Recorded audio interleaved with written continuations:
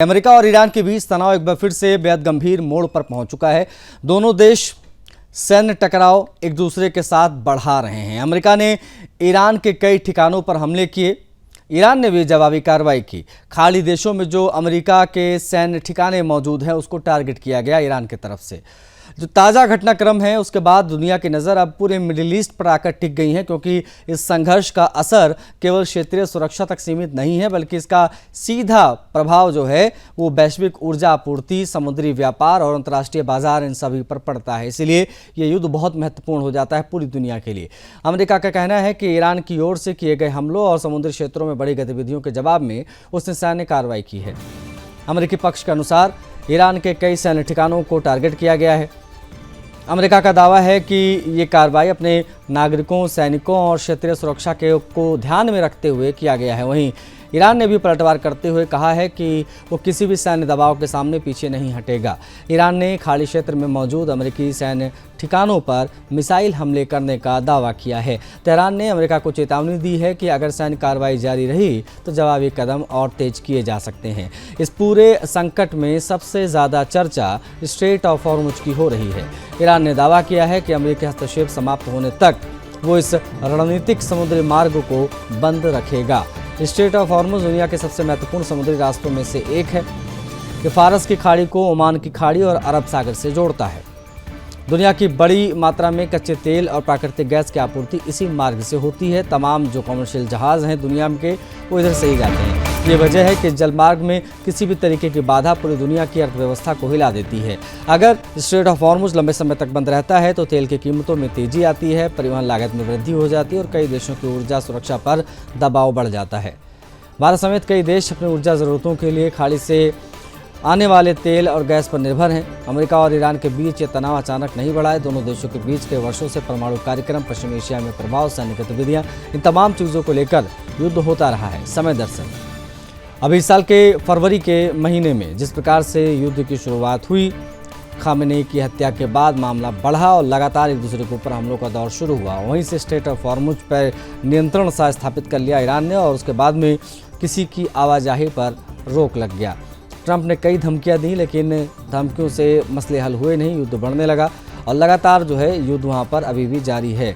कुछ समय के लिए विराम हुआ, लेकिन वो विराम सिर्फ नाम का था। बहुत जल्द ही वो जो युद्ध विराम है वो समाप्त हुआ। एक बार फिर से वैश्विक ऊर्जा संकट दिखाई देने लगा है। अमेरिका और ईरान बातचीत के मेज़ पर लौटेंगे, ये अपने आप में बहुत बड़ा सवाल ही बनकर रह गया है। अमेरिका ईरान तनाव जो फिर बढ़ा हुआ है, स्ट्रेट ऑफ हॉर्मुज में जो तनाव अभी फिर से बढ़ा है, उसी से संबंधित ये खबर थी।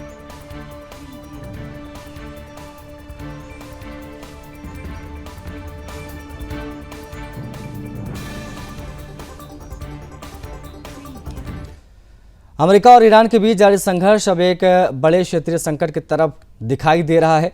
ईरान ने खाड़ी क्षेत्र के कई देशों को निशाना बनाया, मिसाइल और ड्रोन हमले किए हैं। इन हमलों के बाद मध्य पूर्व में तनाव और ज़्यादा गहरा गया है। रिपोर्ट्स के मुताबिक ईरान ने संयुक्त अरब अमीरात, कतर, कुवैत, ओमान और बहरीन को निशाना बनाया। इन देशों ने ईरानी मिसाइल और ड्रोन हमलों की पुष्टि की है। ये हमले ऐसे समय में हुए हैं जब अमेरिका और ईरान के बीच तनाव कम करने के लिए बातचीत और युद्ध विराम की कोशिशें चल रही हैं। ईरान के इन हमलों से पहले अमेरिका ने बड़ी सैन्य कार्रवाई का दावा किया है। अमेरिकी सेंट्रल कमांड यानी सेंटकॉम ने कहा है कि उसने ईरान के करीब 140 सैन्य ठिकानों को तबाह कर दिया है। अमेरिका के अनुसार इन ठिकानों में मिसाइल लॉन्च साइट, ड्रोन केंद्र थे, नौसैनिक संसाधन थे और हथियार भंडारण इत्यादि की सुविधाएं शामिल थी। हमने इसको टारगेट किया है और इसको हमने जो है नेस्तनाबूद कर दिया है। इस पूरे संघर्ष का सबसे बड़ा केंद्र हॉर्मुज है। दुनिया के सबसे महत्वपूर्ण समुद्री मार्गों में से एक स्ट्रेट ऑफ हॉर्मुज पर फिर से विवाद जो है बहुत ज़्यादा बढ़ा। ईरान ने कह दिया है कि वो अब हस्तक्षेप जो है उसका यहाँ पर लगातार बना रहेगा, वो इसको खाली नहीं करने वाला है। और इसी बात को लेकर ट्रंप लगातार चेतावनी दे रहे हैं कि अगर इन्होंने अपने IRGC को वहाँ से नहीं हटाया तो ये स्थितियाँ वहाँ पर हम और बिगाड़ देंगे ईरान की। हमले में जहाज़ को नुकसान पहुँचा था। बीच में जो हमला ईरान ने किया उसके बाद अमेरिका भड़का और बड़े पैमाने पर हमला तेज कर दिया गया। अमेरिकी अधिकारियों का कहना है कि समुद्री सुरक्षा और अपने हितों की रक्षा के लिए ये कदम उठाया गया है। ईरानी हमलों के बाद में खाड़ी देशों में सुरक्षा व्यवस्था बढ़ गई है।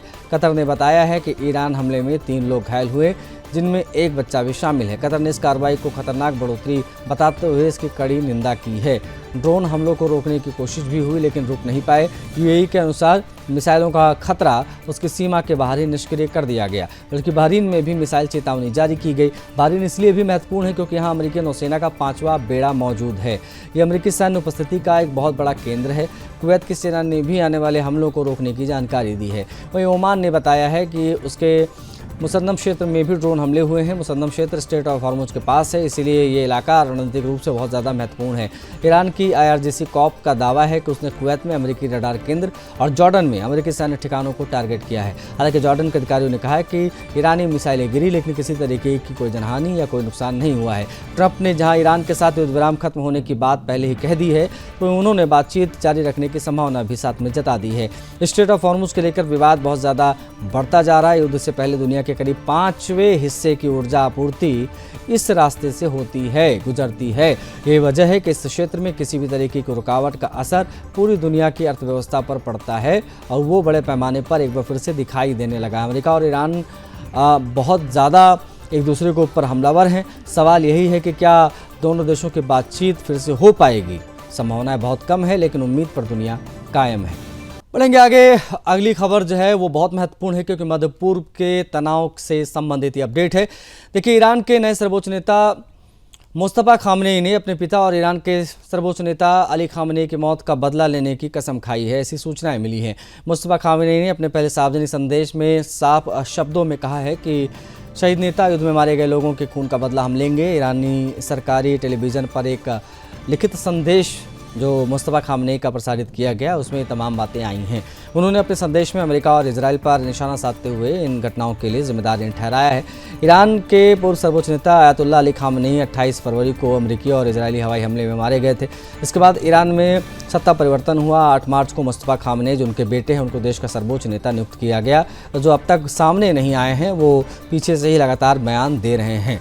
उनके पिता के अंतिम संस्कार के समय भी मुस्तफा सामने नहीं आए थे, लेकिन वो लगातार धमकियां दे रहे हैं कि इजराइल और अमेरिका के ऊपर वो हमला करेंगे और बदला लिया जाएगा एक एक शहीद व्यक्ति का। अमेरिकी राष्ट्रपति ट्रंप ने युद्ध विराम खत्म होने की घोषणा जो अभी की थी, हालांकि उन्होंने बातचीत के रास्ते खुले रखने की बात भी कही थी। वह ईरान का कहना है कि अपनी सुरक्षा और संप्रभुता से वो कोई समझौता नहीं करेगा। ईरानी नेतृत्व लगातार अमेरिका और उसके सहयोगियों को चेतावनी देता रहा है कि किसी भी सैन्य कार्रवाई का जवाब दिया जाएगा। इस पूरे घटनाक्रम में मुस्तफा खामनेई की भूमिका भी चर्चा का विषय बनी हुई है। रिपोर्ट के मुताबिक अमेरिका और इजराइल हमले में उन्हें चोट आई थी। सर्वोच्च नेता बनने के बाद भी ये सार्वजनिक रूप से बहुत कम दिखाई दिए हैं। अभी तक ये उनका कोई वीडियो, तस्वीर या सार्वजनिक संबोधन किसी ने नहीं देखा है। मुस्तफा खामनेई के सार्वजनिक रूप से सामने नहीं आने को लेकर ईरान के अंदर और बाहर कई तरीके की चर्चाएं भी होती हैं। हालांकि ईरानी सत्ता प्रतिष्ठान ने उन्हें देश का सर्वोच्च नेता स्वीकार कर लिया है। उनकी नियुक्ति को ईरान के शक्तिशाली रेवोल्यूशनरी गार्ड कॉर्प्स का समर्थन भी मिल गया है। वहीं दूसरी तरफ आयतुल्लाह अली खामनेई के अंतिम संस्कार में बड़ी संख्या में लोग शामिल हुए, लेकिन मुस्तफा जो है वो बाहर नहीं निकले क्योंकि उनको डर था कि अमेरिका या इजराइल उनको फिर से अटैक कर सकते हैं उनके ऊपर, उनकी भी हत्या हो सकती है। इन तमाम संभावनाओं को देखते हुए, आशंकाओं को देखते हुए मुस्तफा बाहर नहीं आए। लेकिन बता आपको ये दें कि मध्य पूर्व पहले से ही संघर्षों में घिरा हुआ है। ऐसे में ईरान के नए सर्वोच्च नेता का ये बयान क्षेत्रीय स्थिरता के लिए चुनौती बन सकता है।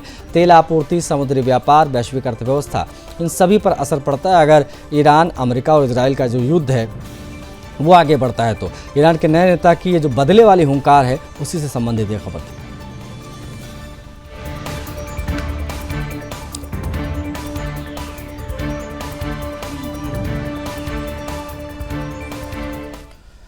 रूस और यूक्रेन के बीच जारी युद्ध में एक बार फिर से बड़ा सैन्य टकराव बढ़ा है। रूस ने यूक्रेन के कई इलाकों को निशाना बनाया है। मिसाइल और ड्रोन हमले हुए हैं। यूक्रेनी अधिकारियों के मुताबिक इन हमलों में कम से कम 8 लोगों की मौत हुई है, जबकि कई लोग घायल हुए हैं। रूस की ओर से किए गए ताज़ा हमलों के बाद यूक्रेन के राष्ट्रपति जेलेंस्की ने अपने सहयोगी देशों से हथियारों की आपूर्ति तेज करने के लिए भी कहा है। मांग की है कि उनकी मदद की जाए, वरना रूस उनके ऊपर अटैक लगातार करता रहेगा और दिक्कतें बढ़ती रहेंगी। पता आपको ये दें कि 5 लोगों की मौत हुई है जो अभी हाल फिलहाल में हमला किया गया, जबकि करीब 30 लोग इसमें घायल हुए। सूमी शहर लंबे समय से रूस के हमलों का सामना कर रहा है। हमले के बाद सामने आई तस्वीरों में एक बस स्टॉप और आसपास के इलाकों में भारी नुकसान दिखाई दे रहा है। कई इमारतों को भी बड़े पैमाने पर नुकसान हुआ है। यूक्रेन के अधिकारियों ने बताया कि सूमी क्षेत्र के सीमावर्ती इलाके में एक व्यक्ति की विस्फोटक उपकरण की चपेट में आने से मौत हो गई। ये इलाका रूस की सीमा के करीब है और लंबे समय से सैन्य गतिविधियां यहाँ पर जारी हैं। रूस के हमलों का असर यूक्रेन के अन्य शहरों में भी देखने को मिला है। दक्षिणी पूर्वी शहर ज़ेपोरिज़िया में ग्लाइड बम हमले में कई लोगों के घायल होने की जानकारी सामने आई है। वहीं दक्षिणी बंदरगाह शहर ओडेसा में मिसाइल हमले में 2 लोगों की मौत हुई है। यूक्रेन की सेना ने दावा किया है कि उसने रूस की ओर से किए गए कई ड्रोन और जो तमाम क्रूज मिसाइलों के अटैक हैं उनको सफलता से रोका है।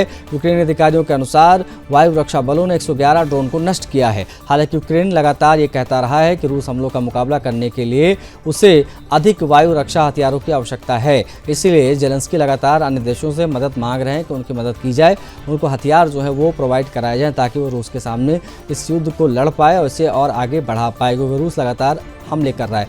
रूस और यूक्रेन के बीच में चल रहा युद्ध 3 साल से ज़्यादा का समय हो गया जारी है। सैन्य हमले एक दूसरे के ऊपर लगातार हो रहे हैं और लगातार आंकड़े मरने वालों के सामने आ रहे हैं। यूक्रेन ने उनकी रिफाइनरीज पर अटैक किया, जवाब में रूस ने ताबड़तोड़ उनके शहरों को दहला दिया। ताज़ा हमलों के बाद एक बार फिर से सवाल खड़ा हो गया है कि क्या आने वाले दिनों में युद्ध और तेज होगा या फिर कूटनीतिक प्रयासों के जरिए कोई रास्ता जो है नए तरीके से निकाला जाएगा।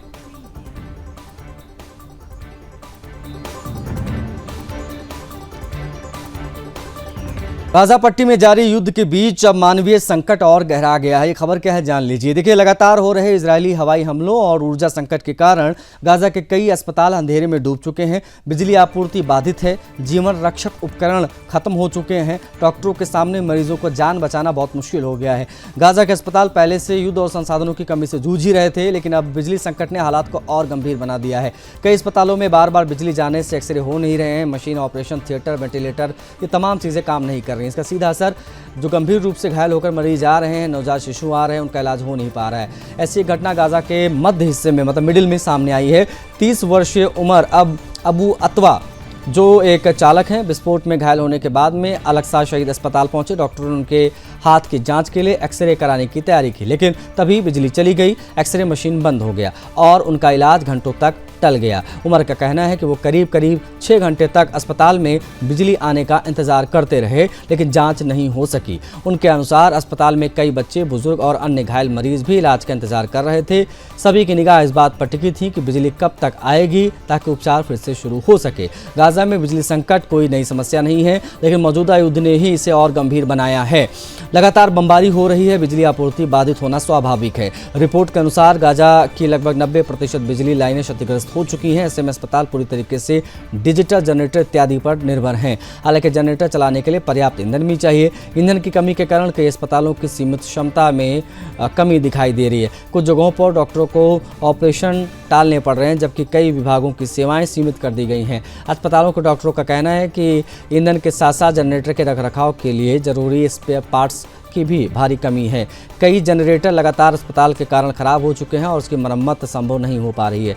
कुछ अस्पतालों में सौर ऊर्जा और छोटे बैकअप जनरेटर के सहारे जरूरी सेवाएं चलाने की कोशिश की जा रही है, लेकिन ये व्यवस्था पर्याप्त नहीं है। सर्जन डॉक्टर उमर अल अश्ताल का कहना है कि ऑपरेशन थिएटर में स्थिर बिजली बेहद बहुत आवश्यक है। दरअसल बार बार बिजली बाधित होने से कई महत्वपूर्ण सर्जरीज हो नहीं पा रही हैं, उन्हें स्थगित करना पड़ रहा है। मरीजों की जान जा रही है और जो मरीज ऑलरेडी एडमिट हैं उससे उनकी जान को खतरा है। आईसीयू, नवजात शिशु वार्ड, एनेस्थीसिया विभाग, ऑपरेशन थिएटर, इन सभी में बिजली की आवश्यकता बहुत ज़्यादा होती है। विभागों में कुछ मिनट की बिजली कटौती भी गंभीर परिणाम पैदा कर देती है।